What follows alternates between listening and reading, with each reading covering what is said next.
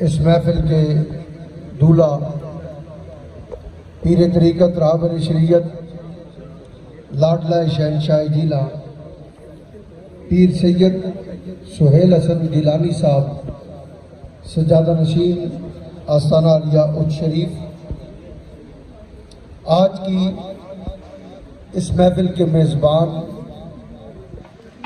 پیر بلوال پیر doctor Ehsan Danish صاحب اور جتنے بھی مشائخ اتحاد کونسل کے مشائخ عظام آپ سب تشریف لائے ہیں۔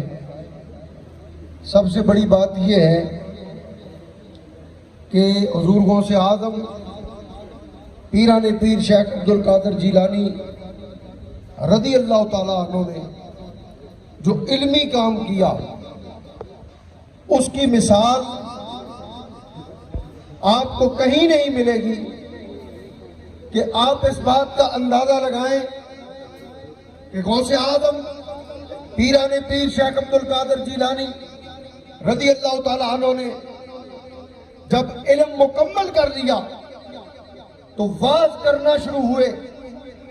واعظ کی ابتدا پر اگر آپ غور کریں تو پیران پیر اجمی ہیں اور عرب کے اندر اپنے نام کو منوانا ہے اور یہ بتانا ہے کہ غوث اعظم شیخ عبدالقادر جیلانی مولا مرتضی شیر خدا سب کے اولیاء حضرت علی علیہ السلام کی اولاد ہیں۔ اب خطاب کرنے کا کہا جا رہا ہے۔ کملی والے آقا صلی اللہ علیہ وسلم تشریف لائے، 7 دفعہ لعاب دہن آپ کے منہ میں ڈالا۔ یہاں میں بات لمبی نہیں کروں گا، مولا کائنات نے 6 دفعہ ڈالا، لیکن غور کریں جب خطاب کیا مسجد ہے بغداد کی بھر گئی، جگہ کم ہو گئی، کہا گیا باہر جگہ نہیں جائے۔ عیدگاہ کے اندر غوث پاک نے بات شروع کیا، جگہ کم ہو گئی، اور پھر دنیا نے دیکھا 70,000 کا مجمع ہے، اور پھر ابن جوزی جیسا عالم فاضل جو اپنے آپ کو کان پر دسترس رکھنے والا، وہ جب حضرت سلیمان رحمت اللہ تعالیٰ علیہ آپ لے کر گئے، آؤ غوث پاک کا تجھے واعظ سناؤں کہ غوث پاک کا واعظ کیسا ہے۔ اب جب جوزی جیسا عالم غوث پاک کی بارگاہ میں بیٹھا ہے، آپ نے ایک آیت پڑھی، ایک تفسیر کی، 2 تفسیریں کی، 3 تفسیریں کی، 13 تفسیریں بیان کی۔ اب جب 13 بیان کر چکے، گردن ہلاتا رہا، مجھے آتی ہے۔ جب غوث پاک آگے چلے، جوزی نے گردن ہلائی، اس سے آگے مجھے نہیں آتا۔ پھر غوث پاک نے فرمایا، اور جوزی ابھی تیرے کال کی بات کر رہا تھا، اب میں حال کی بات کرنے لگا ہوں۔ یہ لفظ کہنے تھے، جوزی نے کپڑے پھاڑے اور وجد میں آ کر کہا، اے عبدالقادر تیرے علم جیسا علم نہیں ہو سکتا۔ اتنا بڑا عالم ہے، پر میں یہاں یہ پیغام دینا چاہتا ہوں، ہم غوث پاک کی اگر علمیت کی بات کریں تو آپ نے عرب کے اندر علم کا ڈنکا بجوایا ہے۔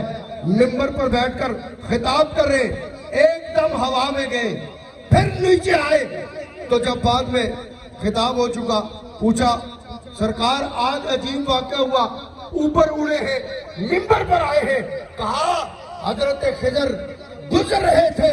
میں نے کہا کیف؟ ارے خضر رک، جاتا کہاں ہے؟ اس اجمی کا بھی خطاب سنتا ہوا جا۔ پھر ساری زندگی حضرت خضر علیہ السلام کا جب بھی گزر ہوا، غوث پاک کا واعظ سن کر گئے۔ لیکن یہاں مشائخ کو یہ پیغام دینا چاہتا ہوں، وقت میں نے زیادہ لے لیا۔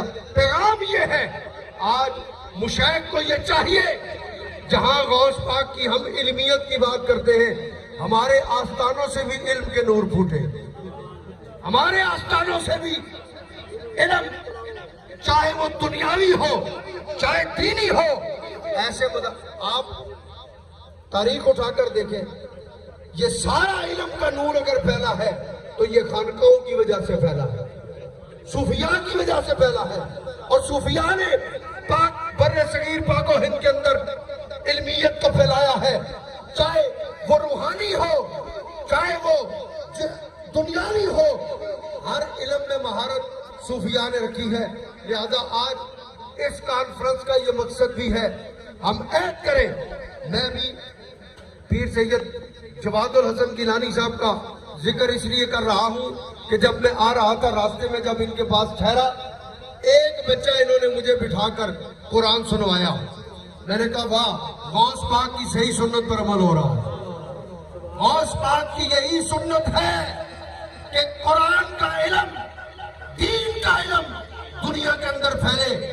آج ہم مشاہد یہ عہد کریں اور اللہ کے فضل و کرم سے معذرت نال میڈیا گلاں ذرا مائنڈ نہ کریو، میں کھل کے گل کرساں۔ مشاہد کو پیسہ نہ بھی کاٹا نہیں، جے کدے کو آکے نظرانہ کاٹے، نظرانہ بھی ٹھیک ہے ماشاءاللہ۔ تو مدارس کدے بنانا چاہون، اے جے مدارس بنا کے نہیں کہ اے جے جدید مدرسہ کسی کو لوڑ ہی نہیں۔ آج عہد کرو، آپ تیار کریں دین کے سپاہی، انشاءاللہ کل غوث پاک کی بارگاہ میں سرخرو ہوں گے۔ یہ ہم نے عہد کرنا ہے، اور ہمارے پیر صاحب، ہمارے قائد، ہمارے رہبر، ہمارے رہنما پیر سید سہیل حسن گیلانی صاحب اور ان کی ساری ٹیم، اور بالخصوص ہمارے ڈاکٹر احسان دانی صاحب یہ سوچ رکھنے والے۔ اور میں کہتا ہوں کمال ہے، جہاں مدرسہ ہو وہاں ساتھ سکول ہو، یہ ہمیں رکھنا چاہیے پکا۔ جہاں بھی مدرسہ ہو وہاں سکول ہو، ہمارے بچے سکول بھی پڑھے، مدرسے میں بھی پڑھے، تاکہ عقائد و نظریات ان کے ہمارے ہوں۔ آج آپ دیکھ لیں جن کی ہم باتیں کر رہے ہیں، انہوں نے اپنے سکولوں کو کھول لیا ہے اور اپنے نظریات ڈالی جا رہے ہیں۔ لہذا خدا را عہد کریں، انشاءاللہ ہم دین کے علم کو پھیلائیں گے۔ اللہ ہمیں عمل کی توفیق عطا فرمائے۔